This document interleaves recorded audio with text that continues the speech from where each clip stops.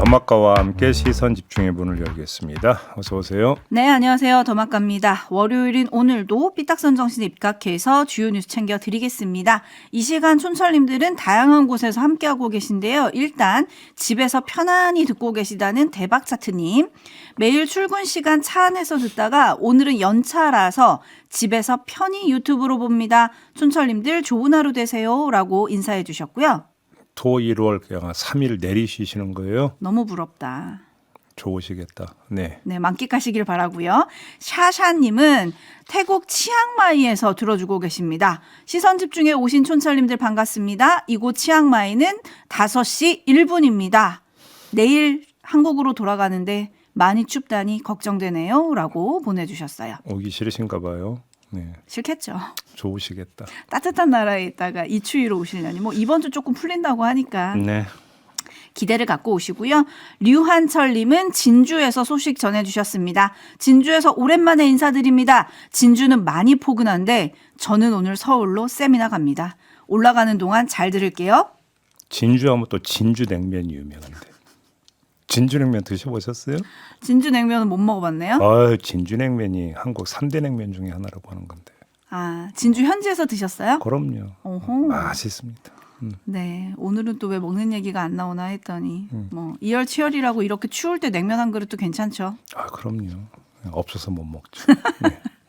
다음요. 네, 달탄양님 모친께서 요양원에서 넘어져서 다쳤다는데 어이구. 빨리 완쾌되길 기원해 주세요. 달콤하고 따뜻한 말로 오늘 하루도 기쁘게 시작하려고 합니다라고 보내주셨는데 빨리 쾌차하시길 바라겠습니다. 어르신들이 가장 주의해야 되는 게 낙상 사고인데. 그러니까요. 예. 많이 안 다치셨을 거라고 믿습니다. 네, 반면에 호랑이님은 지난번에 어머님이 좀 편찮으시다고 올려주셨었는데 치유 맛집 시선 집중 모든 분들 때문에 어머님이 퇴원하셨다고 인사를 다행이네요. 또 올려주셨어요. 네, 완쾌를 축하드립니다. 네, 이렇게 아침 인사 챙겨드리고 네. 뉴스를 본격적으로 챙겨드리겠습니다. 제이비타임즈 오늘 주목할 첫 번째 뉴스 어떤 건가요? 윤석열 대통령이 지난 6일 열린 헌재 변론기일에서 자신은 인원이라는 표현을 쓰지 않는다고 주장한 바 있었죠. 다시 한번 들어보시죠.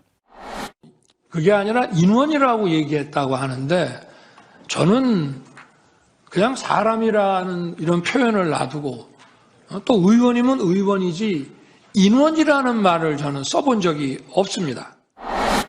자, 그러자 언론이 바로 팩트 체크에 들어갔고요. 멀리 갈 곳도 없이 그 주장 직후에도 인원이라는 표현을 여러 번 썼다라는 사실을 확인한 바가 있었습니다. 자, 그런데 윤석열 대통령 측의 석동현 변호사가 어제 페이스북에 글을 올려서 반박이라고 해야 됩니까? 해명이라고 해야 됩니까? 아무튼 이런 주장을 내놨어요. 윤석열 대통령이 인원이란 표현을 안 쓴다는 건 이 사람, 저 사람 등 지시 대명사로 이 인원 또는 저 인원이란 표현을 안 쓴다는 뜻이었다. 예컨대 인원수가 얼마냐? 불필요한 인원은 줄여라. 인원만큼 주문해. 이런 표현에서 당연히 인원이란 단어를 쓴다라고 주장을 했습니다. 네, 박빛나라님이 자기가 한 말도 바로 뒤집는 클래스라고 좀 꼬집어 주셨는데 네. 이렇게 되면은 국민들의 듣기 평가 또 하나 추가인가요? 공부 또 해야 되나 싶은데 하지 맙시다. 학교 다닐 때도 열심히 안 하는데 뭐 지금 와서 뭐 그렇게 열심히 할 건 뭐 있겠어요. 근데 이거보다 더 중요한 거 공부할 필요가 없다라는 겁니다. 없습니까? 궤변을 이해할 공부법은 없기 때문입니다. 그렇기 때문에 그냥 패스. 다른 점 2가지만 확인하고 넘어가겠습니다. 첫째, 석동현 변호사는 환기시켰습니다. 의원이냐 요원이냐 인원이냐라고 하는 언어 유희를 재환기시켰습니다.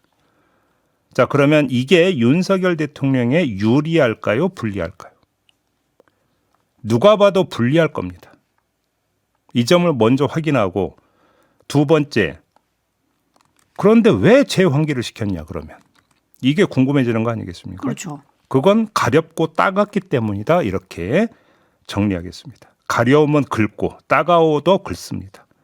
그게 상처를 덧내는 거라는 걸 알면서도 당장의 시원함을 느끼려고 긁습니다. 물론 그 시원함은 정시 승리 차원일 겁니다.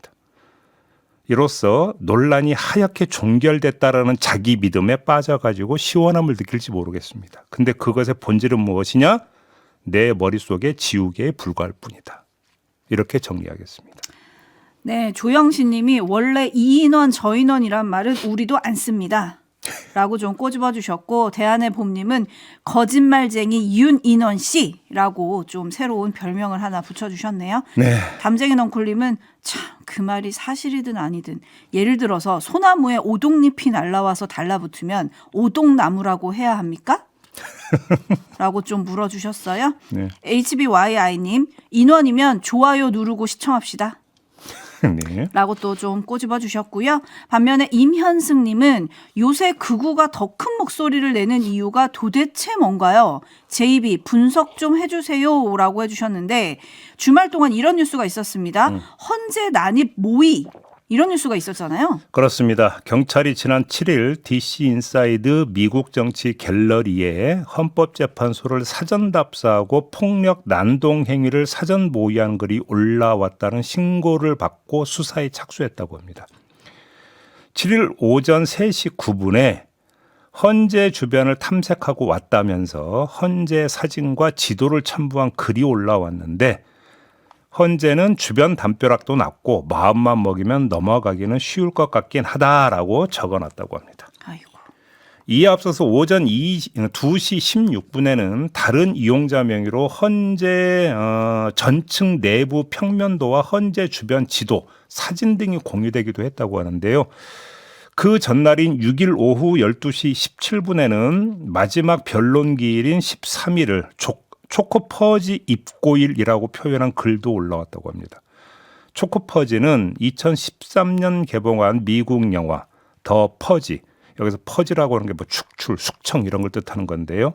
퍼지에서 따온 듯한데 이 영화 스토리를 보면 1년에 한 번 공공기관이 업무를 중단하며 모든 범죄가 용인되는 퍼지데이 12시간 동안 벌어지는 이야기를 그렸다고 합니다.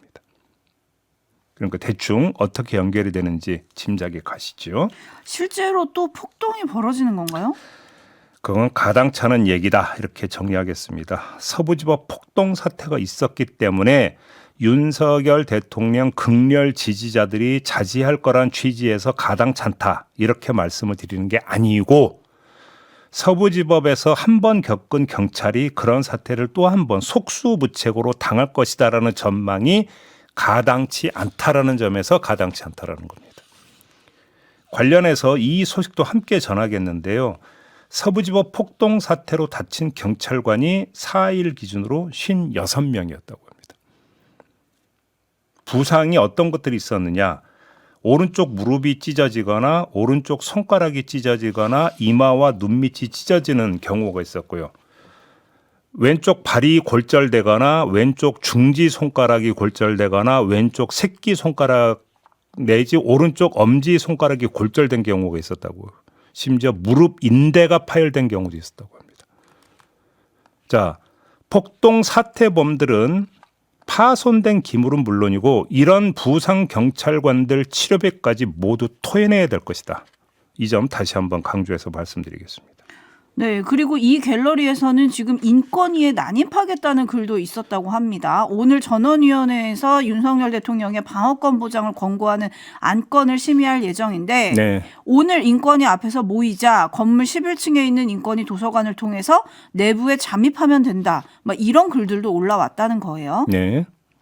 참 이런 분들 왜 이러시는지 모르겠는데 법의 질서님이 무정부주의자들입니까? 대체 뭐 하려는 건가요? 라고 좀 물어주셨고 오르소님은 처벌이 얼마나 우스우면 이런 모의를 하겠냐? 라고 좀 꼬집어 주셨어요. 바로 그 점인데요. 확실하게 경종을 울릴 필요가 있다라고 해서 저도 조금 전에 기물 파손했다는 배상은 말할 것도 없고 부상 부분에 대해서도 토해내야 된다는 말씀을 드린 겁니다. 네, 이신우님 비슷한 의견이십니다. 뜨거운 맛을 봐야 이런 모의를 못할 겁니다. 라고 좀 꼬집어 주셨고 문봉철님 우리가 언제부터 둘로 나누어서 싸웠을까요?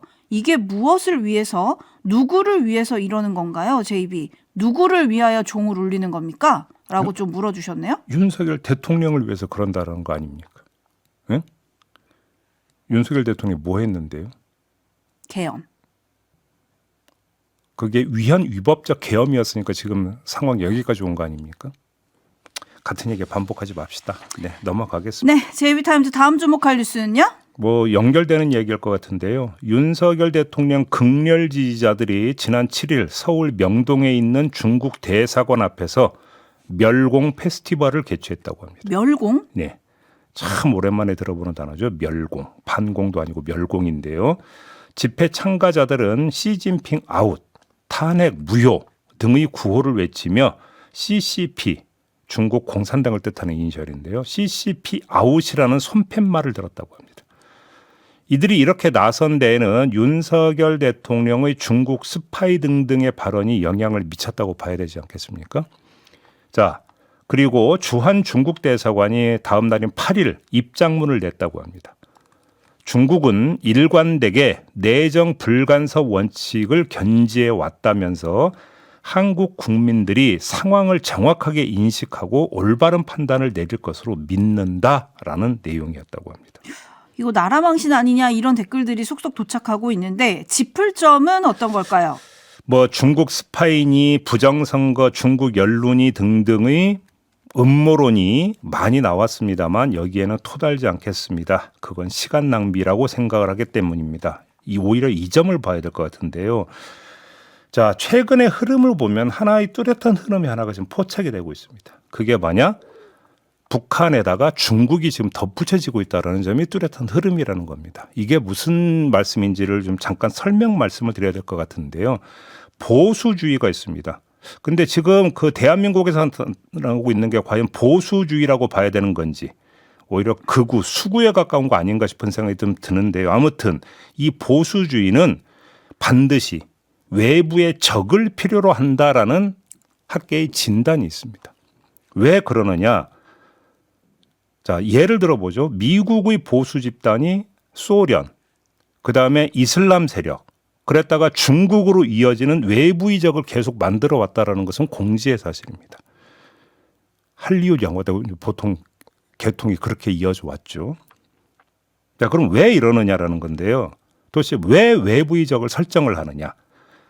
이 보수주의의 근간은 지금 우리 체제는 너무 좋아. 되게 선진적이야. 라고 하는 좋게 말해서 자부심. 그래서 지금 체제를 지켜야 한다라고 하는 것을 골간으로 하는 사고 구조입니다. 보수주의라고 하는 것은.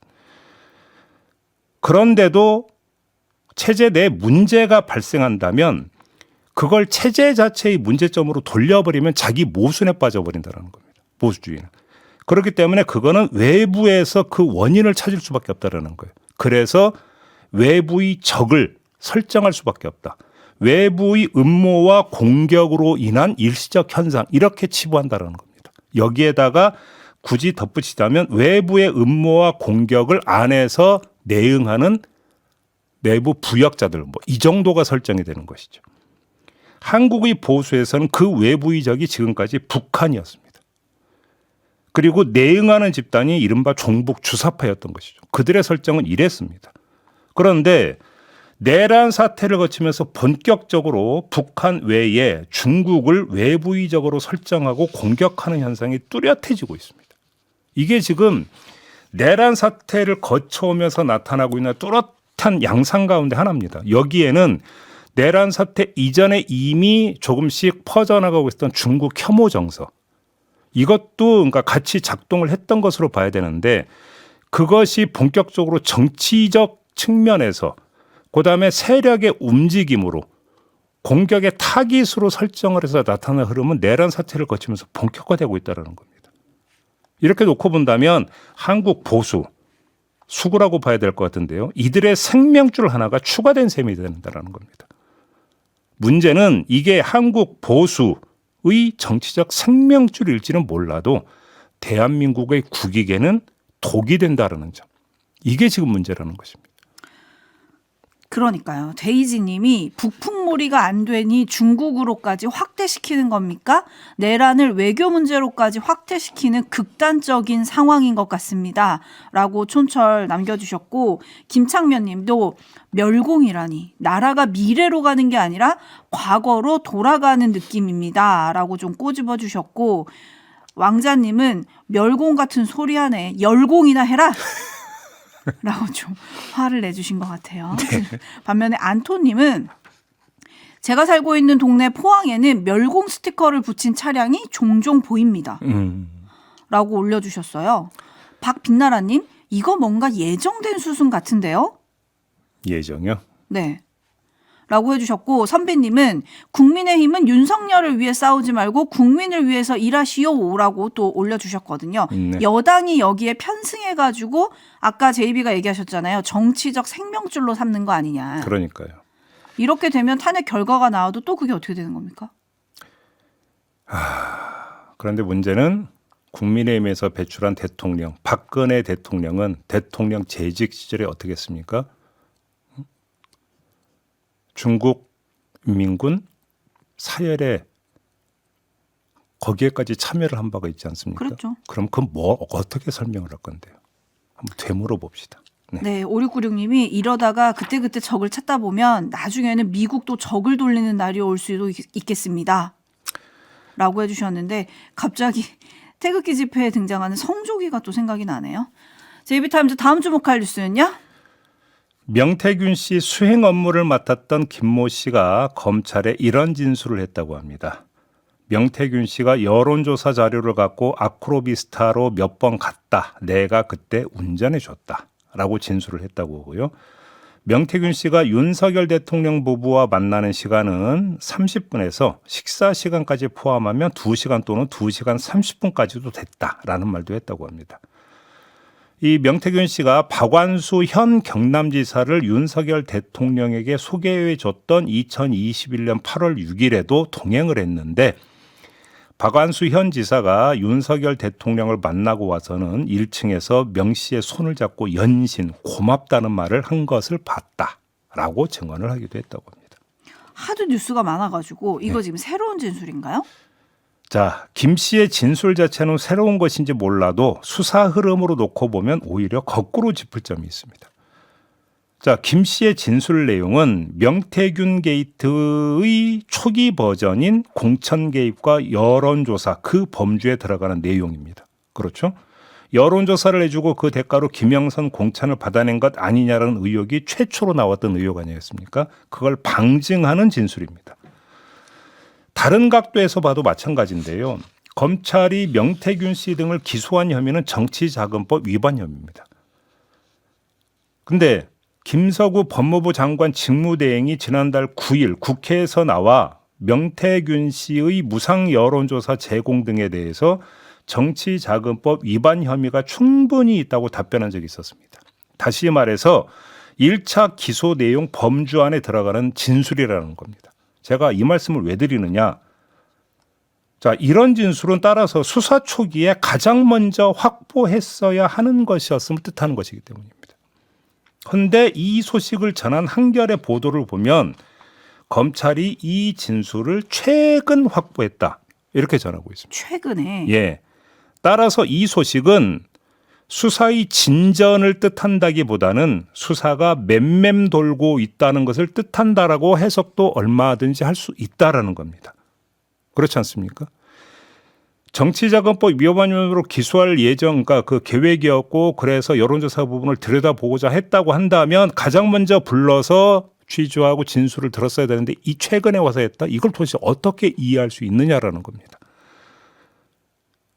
더 궁금한 게 많아지는 건데요. 이 궁금증은 잠시 후 2부 김규현 변호사, 강혜경 씨의 법률 대리인이죠. 김규현 변호사의 인터뷰가 있습니다. 여기서 풀어보도록 하겠습니다.